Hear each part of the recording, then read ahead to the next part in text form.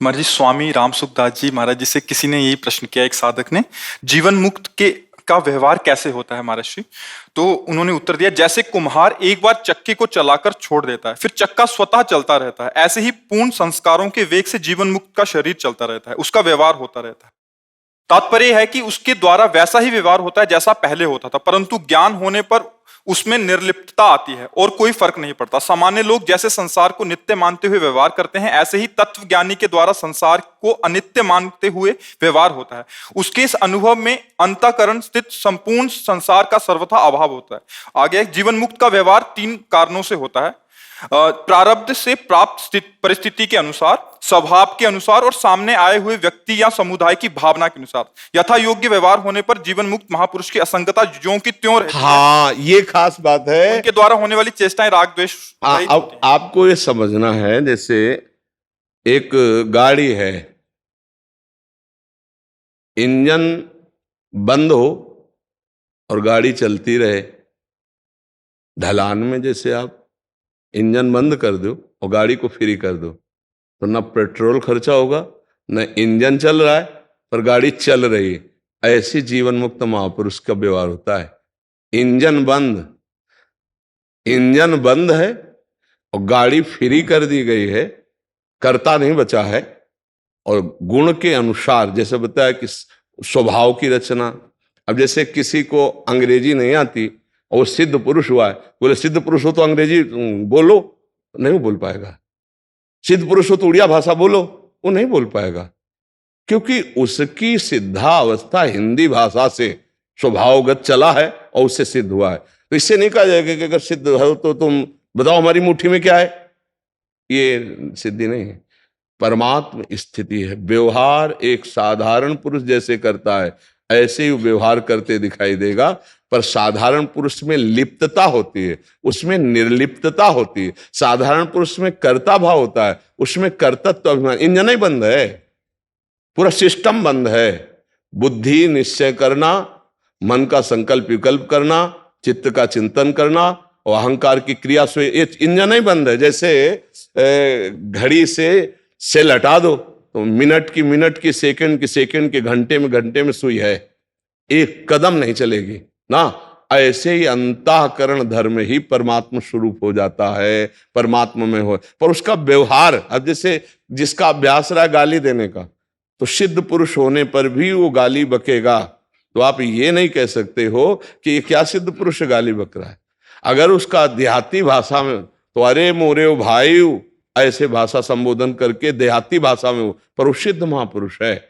उसका अगर मीठा में स्वाभाविक स्थिति रही है व्यवहार में, तो जब परोस आ जाएगा तो पहले मीठे पे हाथ जाएगा। उसका राग नहीं है, वो निर्लिप्त है, पर व्यवहार ऐसा तुम्हें दिखाई देगा।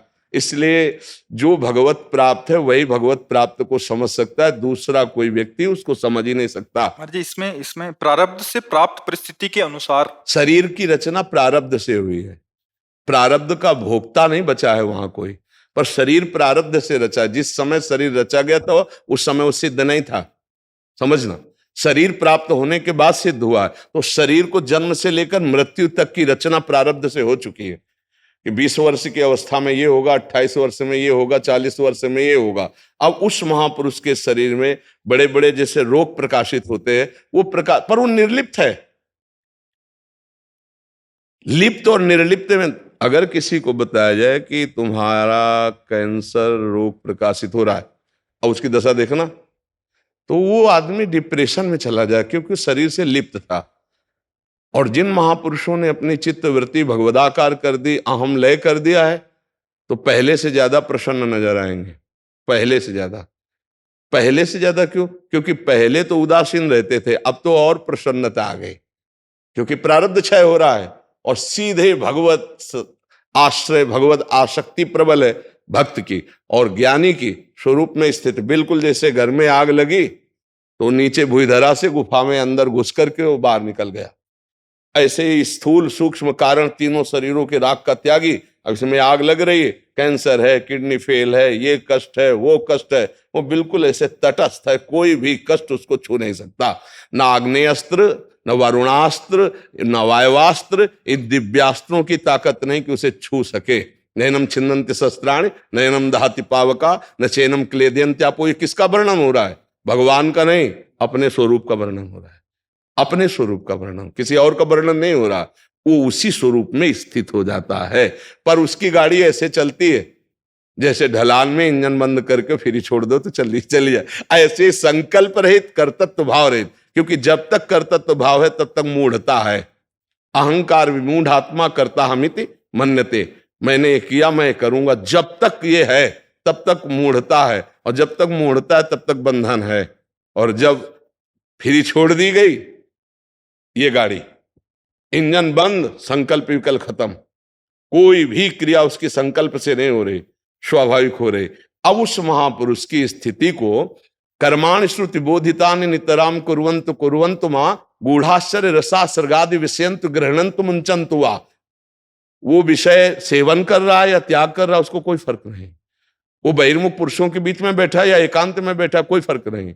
वो शास्त्र सम्मत कर्म कर रहा है या क्रियाहीन बैठा, कोई फर्क उसमें नहीं है। ये स्थिति इसका नाटक करने पर दुर्दशा हो जाएगी, और स्थिति होने पर कोई फर्क नहीं पड़ता। जी एक वाक्य का और थोड़ा सा विस्तार कीजिए महाराज जी। सामने आए हुए व्यक्ति या समुदाय की भावना के अनुसार उनका व्यवहार। हाँ, जैसे दर्पण है, और आप सामने गए तो आपको चेहरा वैसे ही दिखाई देगा ना, तो महापुरुष दर्पण की भांति है। अब आपका व्यवहार जैसा है, मान लो एक दैन्यता पूर्वक आते हैं तो उनसे उसका वैसा व्यवहार रहेगा, और एक दुष्टता पूर्वक आते हैं तो उनसे व्यवहार वैसा रहेगा। अब उसे कह दे कि इनके पास समता नहीं, अगर समता होती तो व्यवहार ऐसा करते, ऐसा नहीं। पंडिता समदर्शिना वर्तिना नहीं है, समदर्शिना है। विद्या विनय संपन्ने ब्राह्मणे गव्यस्तनी सुनीच सुपाके चा पंडिता समदर्शिना। बर्ताव नहीं होगा, बर्ताव एक प्रणिपातेन च प्रश्नया, तो उससे दूसरा बर्ताव होगा। एक दुष्टता तो उससे दूसरा उसका बर्ताव होगा। बर्ताव से निर्णय नहीं किया जाता कि स्थिति, ऐसा नहीं कि वो ऐसे ही बर्ताव करता रहेगा। आवश्यकता पड़ने पर वो दंड विधान भी करता नजर आएगा, लेकिन करता है नहीं। बड़ा विचित्र स्वरूप है। उड़िया बाबा जी महाराज ब्रह्मबोध संपन्न महापुरुष है।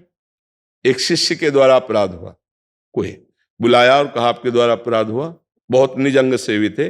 बोले जी महाराज जी गलती हो गई। बोले इसका दंड विधान है कि 3 वर्ष हमारा चेहरा नहीं देखोगे, और जबकि अंग सेवी थे।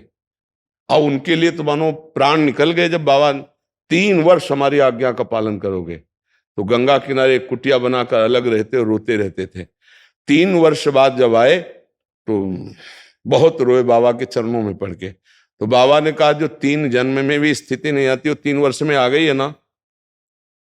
3 जन्म में भी जो स्थिति नहीं आती वो आ गई। अर्थात ब्रह्माकार वृत्ति, विरह में ब्रह्म स्वरूप गुरुदेव का चिंतन, तो वृत्ति ब्रह्माकार।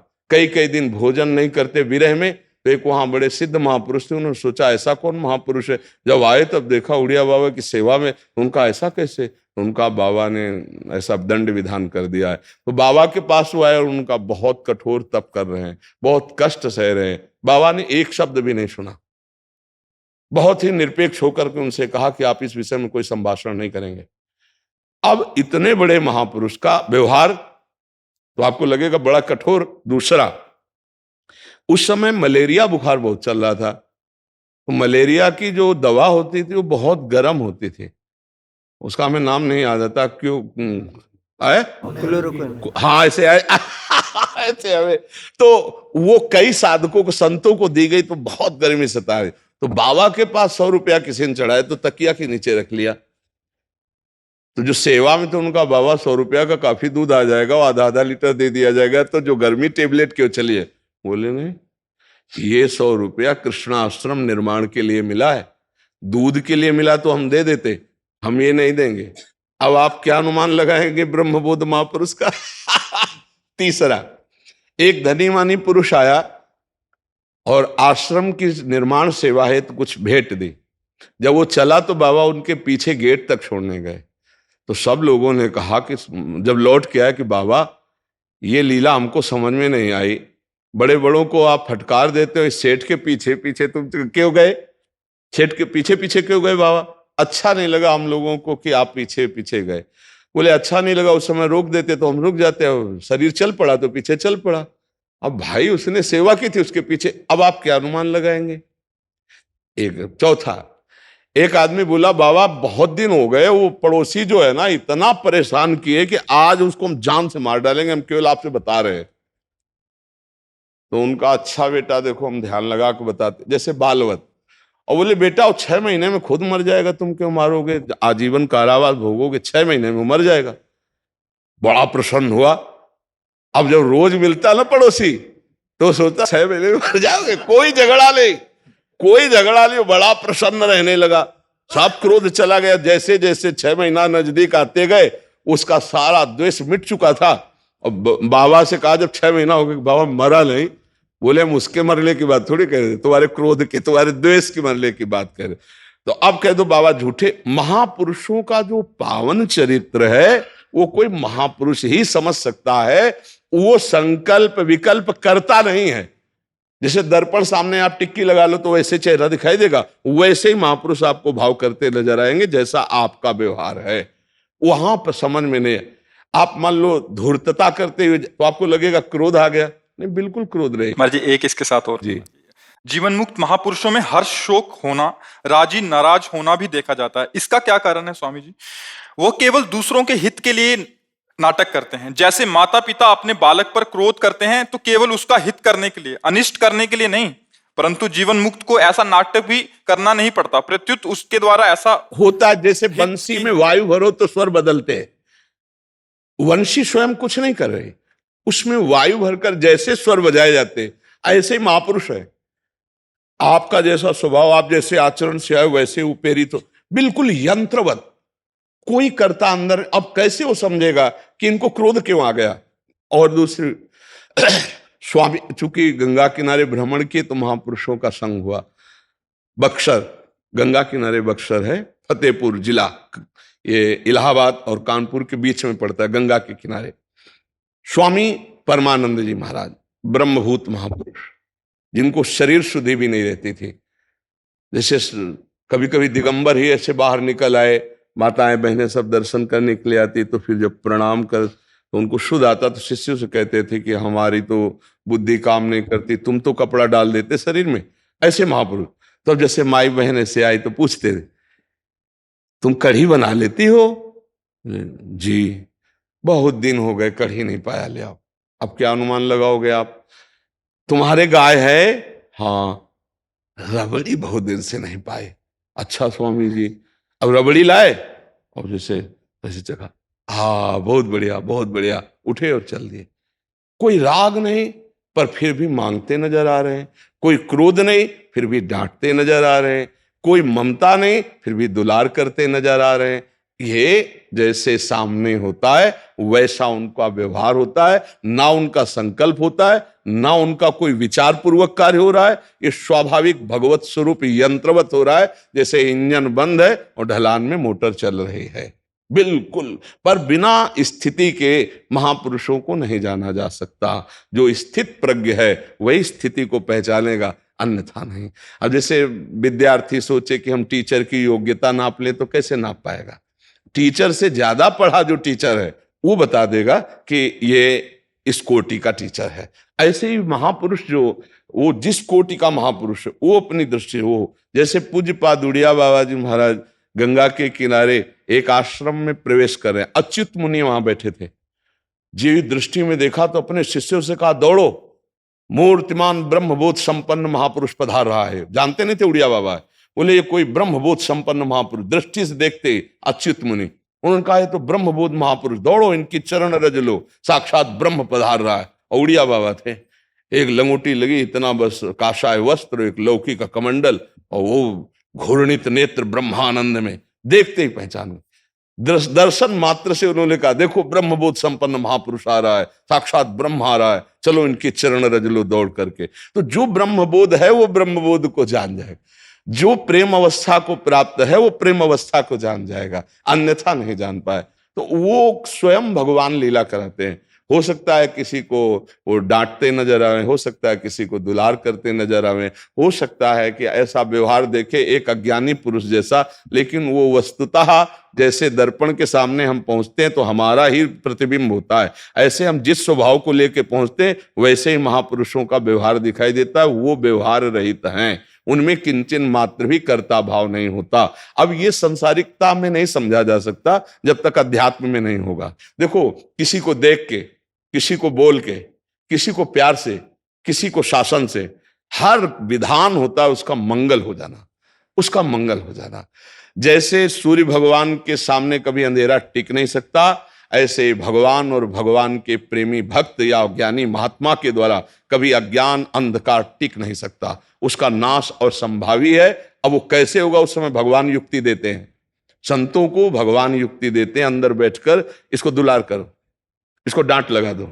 तो संसार तो अपने वाक्यों से आज तक किसी भी महापुरुष को चैन, अरे उड़िया बाबा जैसे महापुरुष के ऊपर गड़ासा चला दिया, और तुम्हें क्या बताएं, जो किंचन मात्र कहीं भी किसी का अमंगल हित नहीं। एक बार सभा में बैठे थे तो एक आके चाकू नाक में, तो वो तो पार्षद लोग सेवा में थे, तुरंत पकड़ लिया।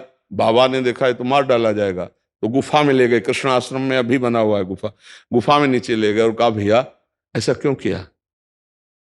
तो उनका बाबा मुझे पैसा दिया गया था कि इस बीच सभा में उड़िया बाबा की नाक काट लो जाके। तो बोले हम हाथरस के हैं और इतना पैसा अभी हमें मिला, इतना पैसा हमें नाक काटने के बाद मिलता। तो भैया अब चुपचाप यहाँ से हम हाथरस की गाड़ी में बैठा देते, निकल जाओ, नहीं कोई भी भगत अगर तुम्हें मिल गया है कांते में तुम्हें दंड देगा। अपने शिष्यों से कहा कि तुम्हें हमारी शपथ है, अगर इसको एक शब्द भी कटु वचन को, जाओ हाथरस की बस में बैठाल करके आओ। अब आप विचार करो, संसार बख्शता है, और अंतिम जो उनकी लीला हुई आप वो पढ़ के देख, किसी भी महाभागवत के चरित्र को पढ़ के देख। तो हमें संसार को नहीं देखना, हमें अपने सिद्धांत को देखना है। अब वो सिद्धांत न जानने वाले त्रिगुणातीत जो महापुरुषों का व्यवहार है, वो त्रिगुण के अंतर्गत व्यवहार देखने वाले कैसे पहचान पाएंगे?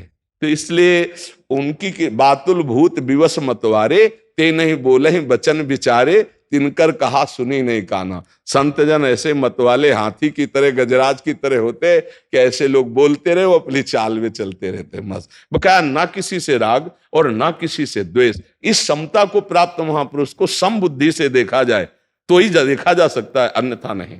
व्यवहार में विषमता दिखाई देगी। जैसे व्यवहार में अब हम प्रसाद पाए बैठे हैं तो वहां देखा जाएगा कि हमारे आसपास कौन बैठा है। अगर वो हमारे भगवत विमुख तो उठ के चल देंगे, हम नहीं पाएंगे। और अगर वो वैष्णव भगवत भक्त तो हम बैठ के पा लेंगे।